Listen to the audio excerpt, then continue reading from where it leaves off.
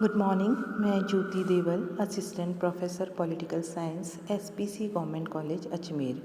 कल के लेक्चर में हमने व्यवहारवाद की मूल मान्यताओं को समझने का प्रयास किया था। आज का हमारा टॉपिक है व्यवहारवाद की आलोचना, क्रिटिसिज्म ऑफ बिहेवियरलिज्म। व्यवहारवाद जो है उसने राजनीति विज्ञान में नवीन राजनीति का आरंभ किया। व्यवहारवाद ने राजनीतिक विज्ञान को आधुनिक एवं नवीन मान्यताएं प्रदान की, नए विश्लेषणात्मक औजार दिए और अब ये माना जाने लगा कि अध्ययन का केंद्र जो है वो मनुष्य का व्यवहार जो है वो होना चाहिए। लेकिन इसके साथ साथ व्यवहारवाद की आलोचनाएं भी की गई और व्यवहारवाद जो है इसकी आलोचनाएं निम्न आधार पर की जाती है। पहला जो पॉइंट है वो ये है कि असाहित्यिक भाषा। व्यवहारवाद के आलोचक ये मानते हैं कि व्यवहारवाद लेखन जो है वो साहित्यिक दृष्टि से असुंदर व अरोचक होता है। अपरिचित शब्दावली, नए संप्रत्ययों और रूखी वाक्य रचना जो है उसके कारण इसकी कटु आलोचना की जाती है। दूसरा पॉइंट है अत्यधिक शब्द आडंबर। व्यवहारवादी विचारक जो हैं वो ये मानते हैं या उनकी इस बात पर आलोचना की जाती है कि व्यवहारवाद जो है वो एक शब्द आडंबर के अतिरिक्त कुछ भी नहीं है। सिर्फ ये शब्दों का जाल है, बहुत क्लिष्ट और हार्ड वर्ड्स, डिफ़िकल्ट वर्ड्स का यूज़ किया गया है। जिस तरह वकील अपनी निरर्थक दलीलें देते हैं उसी तरह से आधुनिक राजनीतिक विद्वान जो हैं वो केवल शब्द के जाल को ही व्यवहारवाद की संज्ञा देते हैं।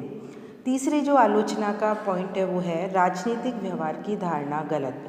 व्यवहारवादी ये मानते हैं कि हमें संस्थागत अध्ययन के स्थान पर मनुष्य के व्यवहार का अध्ययन करना चाहिए, परंतु मनुष्य के व्यवहार का जो है वो अध्ययन नहीं किया जा सकता, क्योंकि मनुष्य के व्यवहार में एक सामान्य गुण, सामान्य व्यवहार, सामान्यकरण तो होता है, लेकिन उसके साथ साथ कई बार मनुष्य जो है कुछ अद्वितीय, कुछ यूनिक घटनाओं को कर जाता है और इस यूनिक घटना का जो है उसका हम कुछ भी, व्यवहारवाद जो है उसका कुछ भी उपाय प्रस्तुत नहीं कर पाया है।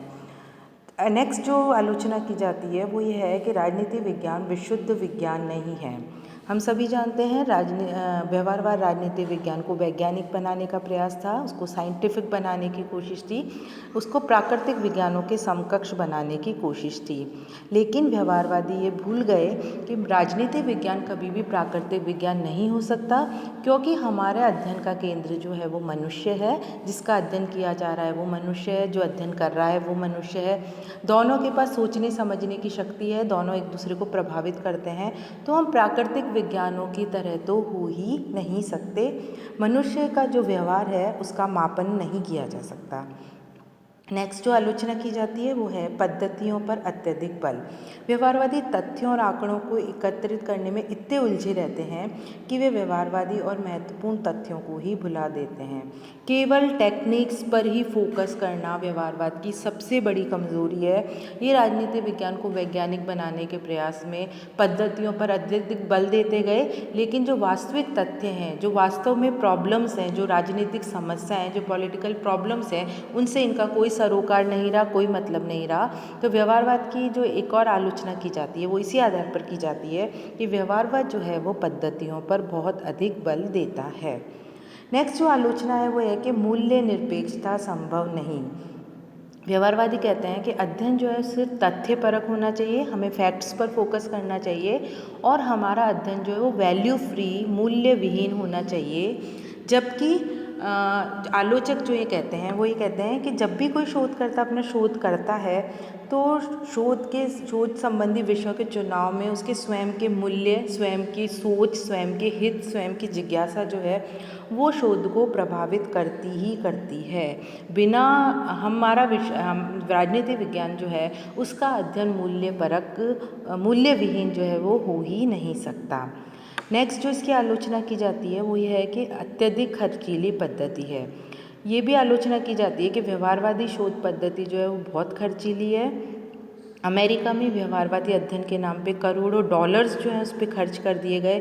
बार बार सर्वे किए जा रहे हैं, डेटा कलेक्शन किया जा रहा है, विश्लेषण के लिए नवीन पद्धतियों का, आधुनिक पद्धतियों का, महंगी पद्धतियों का प्रयोग किया जा रहा है, जिसने व्यवहारवाद को बहुत अधिक खर्चीला बना दिया। नेक्स्ट जो इसकी आलोचना की जाती है वो ये है कि अन्य पद्धतियों के महत्व को नकारना। व्यवहारवादी जो है वो अन्य पद्धतियों के महत्व को स्वीकार नहीं करते। उनका जो सरोकार है वो सिर्फ यही है कि क्या है, जबकि कल क्या होगा, भविष्य में कैसा होना चाहिए, ये भी इसका अध्ययन जो है वो हम इतिहास, नीति, दर्शन, सांस्कृतिक इतिहास, शास्त्रीय परंपरा आदि की सहायता से ही कर सकते हैं।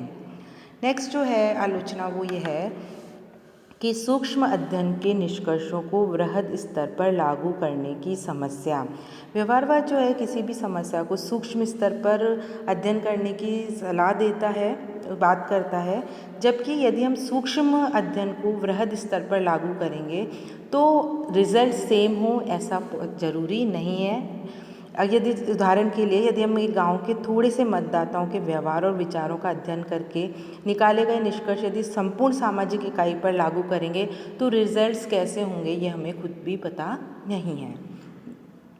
नेक्स्ट जो आलोचना की जाती है वो है कि सांख्यिकी पद्धति से मानवीय स्वभाव का मापन संभव नहीं है। व्यवहारवाद जो है उसकी एक आलोचना इस आधार पर भी की जाती है कि यह मानवीय स्वभाव का संख्यात्मक पद्धति से मापन करना चाहता है, उसको जानना चाहता है, जबकि मनुष्य का स्वभाव जो है वो इतना जटिल है, इतना कॉम्प्लेक्स है, उसके मन में क्या चल रहा है, उसकी मन की गहराइयाँ, उसकी जटिलताएँ, उसकी सूक्ष्मताएँ जो हैं या मानव की जो मनोवृत्ति है उसका जो है संख्यात्मक पद्धति से मापन नहीं किया जा सकता है। उपरोक्त आलोचनाओं के आधार पर निष्कर्ष स्वरूप हम ये कह सकते हैं कि भले ही व्यवहारवाद की आलोचना की जाए, लेकिन व्यवहारवाद जो है वो व्यवहारवाद ने राजनीति विज्ञान को एक नवीन राजनीति विज्ञान में प्रवेश कराया। तथ्यों के संकलन, प्रक्रमीकरण, विश्लेषण करने में तथा प्रश्नावली, ग्राफ, गणितीय प्रतीकों और सांख्यिकी सारणी और कंप्यूटरों का प्रयोग कर व्यवहारवाद ने राजनीतिक शोध में नई दुनिया का निर्माण किया है। व्यवहारवाद ने राजनीति विज्ञान को नए मूल्य, नई भाषा, नवीन पद्धतियाँ एवं नवीन दिशाएं प्रदान की है। परंपरागत राजनीति विज्ञान जहाँ अपनी इम्पोर्टेंस खोने लगा था, अपने महत्व को खो रहा था, कहीं अतीत में जा रहा था, उसको वापस से पुनर्जीवित करने का काम जो है वो व्यवहारवाद ने किया है। तो हम व्यवहारवाद की आलोचनाएं कर सकते हैं, लेकिन अंत में हम यही कह सकते हैं कि राजनीति विज्ञान को आधुनिक बनाने का कार्य जो है वो व्यवहारवाद ने ही किया है। Thank you.